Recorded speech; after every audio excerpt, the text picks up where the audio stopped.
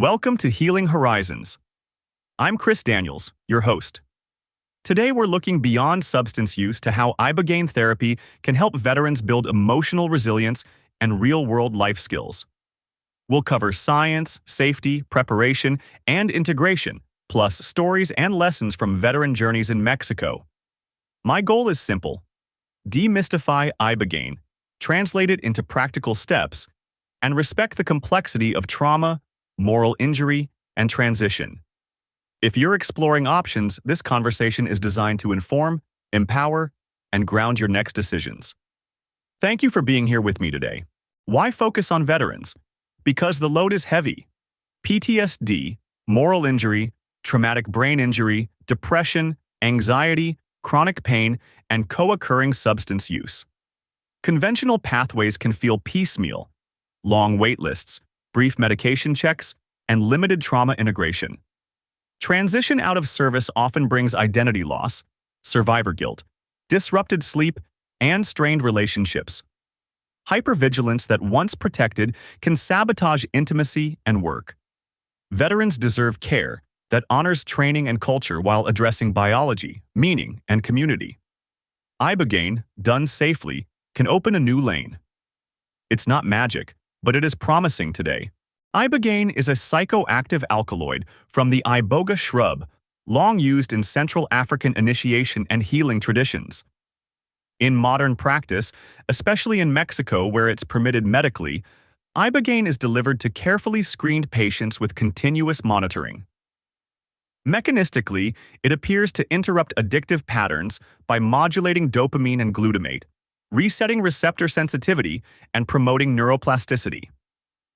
Equally important is its introspective phase, where many experience vivid, panoramic review of life events and behaviors. That combination, biology plus meaning, can catalyze change when supported correctly. Preparation and integration make those insights truly usable. Veterans often report rapid reduction of withdrawal and cravings, sometimes within days, and better sleep quality over subsequent weeks. Many describe increased emotional access, less numbness, greater capacity to feel without flooding, and a quieter startle response. Nightmares can decrease and motivation for therapy returns. Observational studies and case series mirror these reports. Marked drops in PTSD and depression scales, improved pain tolerance, and strengthened purpose. Not everyone responds the same, but the pattern is hopeful when combined with structured aftercare, community support, and lifestyle changes. Consistency turns openings into durable outcomes. Service forges discipline, teamwork, mission focus, and courage, assets that can be repurposed. Ibogaine often opens a window where those strengths feel freshly available. Discipline shifts from punishment to steady self-care. Mission becomes recovery, family, and service beyond uniform. Teamwork becomes receiving help, not just giving it. The task is translating reflexive survival responses into flexible choices. Pause, orient, breathe, and then act. Daily routines, peer support, and clear goals consolidate the shift from hypervigilance toward grounded responsiveness in civilian life. Practice, not perfection, makes new patterns stick over time reliably. Early neuroplasticity is a training window. We prioritize emotional regulation, impulse control, communication, boundaries, problem-solving, and stress management. Practical drills include naming internal states, 20-second check-ins before acting, and assertive requests without blame. Boundaries protect energy and sobriety. Scripts help. Problem-solving uses decision matrices, time blocking, and concise after-action reviews adapted for home and work. Stress tools, paced exhale breathing, micro breaks, and cold rinse finishes reduce arousal. Small daily reps wire new pathways and build confidence where avoidance once lived. Track wins visibly to reinforce effort and alignment each week. Preparation determines safety and depth. Medical screening should include ECG with QTC, electrolytes, liver function, blood pressure, and a complete medication review. Many antidepressants, stimulants, and opioids require supervised tapering. Methadone and benzodiazepines need special planning. Detox support may involve bridge meds, hydration, magnesium, and nutrition. Psychological readiness includes clarifying intentions, surfacing fears, and identifying support people. Stabilizing practices, sleep hygiene, gentle movement, mindfulness, journaling, prime the nervous system. A written plan outlines travel, communication, post-session care, and who to call if challenges arise. Share it with your trusted care team before. In Mexico, reputable clinics follow evidence-informed protocols. Expect comprehensive intake, physician oversight, continuous cardiac monitoring, established IV access, electrolyte management, oxygen, defibrillator, and an emergency transfer plan. Dosing is individualized by weight, medical history, and medication exposure, with conservative titration and clear maximums. Staff include a licensed doctor, experienced nurses, and facilitators trained in trauma-informed care. Hydration, frequent vitals, quiet environment, and observation continue through recovery. Before discharge, you should receive a written aftercare plan and contacts for medical and integration follow-up. Transparency builds trust and safety for everyone involved. Ibogaine is powerful and risky for some. Contraindications include structural heart disease, arrhythmias, prolonged QT, uncontrolled hypertension, significant liver impairment, pregnancy, and active psychosis or mania. Many medicines interact or prolong QT. Examples include certain SSRIs, antipsychotics, methadone, and some antibiotics, so expert review is mandatory. Expected effects include nausea, ataxia, and fatigue.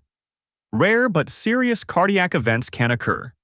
Risk mitigation relies on screening, dose control, electrolyte correction, continuous monitoring, and immediate response capability.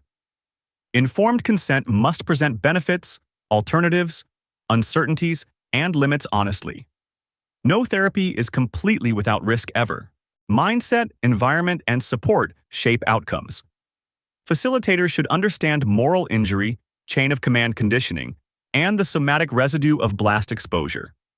Trauma-informed care emphasizes choice, predictability, plain language, and consent at every step.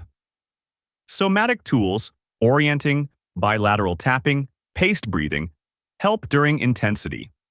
Peer mentors normalizing challenges reduce shame. Culturally sensitive touches, ritual, values language, acknowledgement of service, can foster belonging without glorifying war. Post-session, quiet space, nutritious food, gentle movement, and respectful companionship create safety as the nervous system reorganizes and insights begin to land. Preparation of space shows care and competence for veterans. For traumatic brain injury, pacing and sensory management are crucial. Expect variable light sensitivity, sound intolerance, and cognitive fatigue. Clinics can dim lights, use soft cues, and limit stimulation during dosing and recovery. Afterward, employ shorter conversations, printed reminders, and timed rest breaks. Progress complexity gradually. Single tasking before multitasking, short walks before heavy training, simple problem solving before high-stakes decisions. Coordinate cognitive rehab, vestibular therapy, and eye-tracking exercises with a neurospecialist. Recovery may take longer. Patience and structure protect gains and prevent setbacks. Lighten administrative demands during early integration period. Integration starts immediately. In the first month, schedule weekly therapy, CBT or ACT for behavior and values alignment, EMDR for traumatic memories, and somatic work for body-based safety. Join a veteran peer group to practice connection and accountability. Include family sessions to reset expectations, repair trust, and establish boundaries. Build a relapse prevention plan listing triggers, early warning signs, and alternative actions.